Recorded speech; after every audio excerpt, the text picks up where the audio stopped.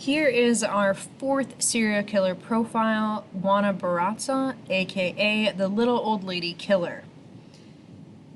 In Mexico, professional wrestling is a popular form of entertainment, though it takes a slightly different form from what one might expect.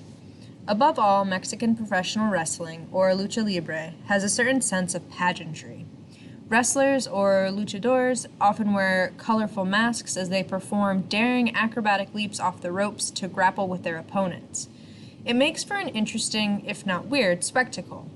But for Juana Barraza, her antics in the ring obscured a far stranger and darker compulsion behind the scenes.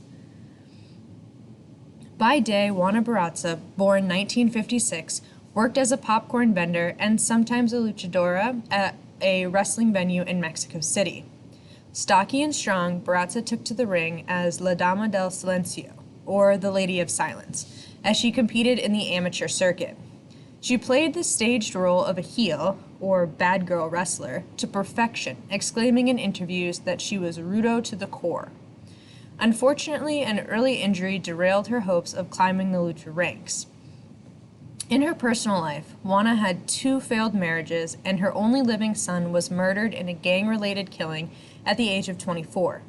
It was shortly after his death that in the darkened streets of the city, Juana donned another persona, Mata Viejitas, or Little Old Lady Killer, and became one of the most prolific serial killers in Mexican history.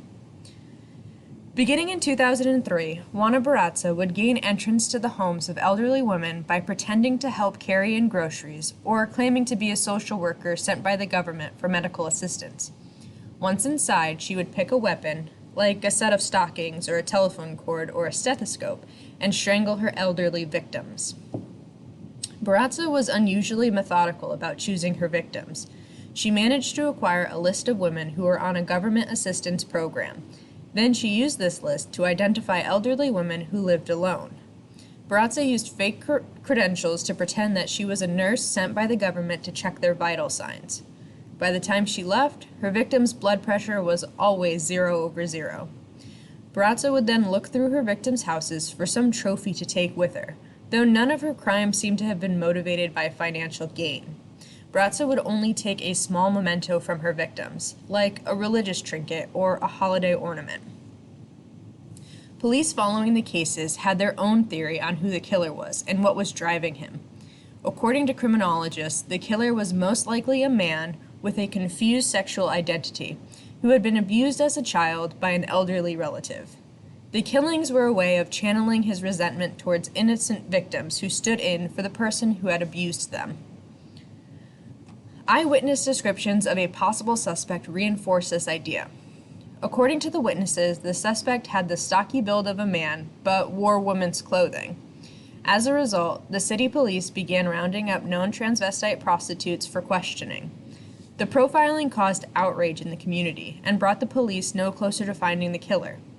Over the next few years, Barraza killed many more women, perhaps almost 50, before police finally caught a break in the case. In 2006, Barraza strangled an 82-year-old woman with a stethoscope. As she was leaving the scene, a man who was renting a room in the victim's home returned and found the body. He immediately called the police, describing the killer as a large woman wearing red. With the help of this eyewitness, the police were able to arrest Barraza before she was able to leave the area. During questioning, Barraza confessed to having strangled at least one woman, stating that she committed the crime out of a sense of anger at elderly women in general. Her hatred was rooted in feelings toward her mother, who was an abusive alcoholic prostitute who sold Juana at age 12 to an older man for the price of 3 beers. The older man spent years abusing Juana. Both of these psychological areas matched the earlier behavior profile that had been formed about the serial killer. 2 common traits shared with most serial killers is a past history of abuse amongst family members and strong feelings of abandonment. Juana never attended school or learned to read or write, and once she was sold to her elderly tormentor, she was chained inside of his home and unable to leave. According to Barraza, she wasn't the only person behind the killings of elderly women at the time. After being confronted by the press, Barraza asked, "With all due respect to the authorities, there are several of us involved in extortion and killing people, so why don't the police go after the others too? But according to the police, Juana Barraza acted alone. They could match her fingerprints to prints left behind at the scene of multiple murders, while ruling out other possible suspects. After Barraza's arrest, similar crimes of violent strangulation against elderly victims in the area stopped. Psychologists studying the case identified the fact that all of Barraza's victims matched that of an elderly mother whom Barraza had long-standing hatred for. With the evidence they collected, police were able to charge Barraza with 16 different murders, as well as robbery of her victims. Still, to this day, Barraza is believed to have killed up to 49 people, though a lack of clear forensic evidence makes these cases impossible to solely connect to Barraza.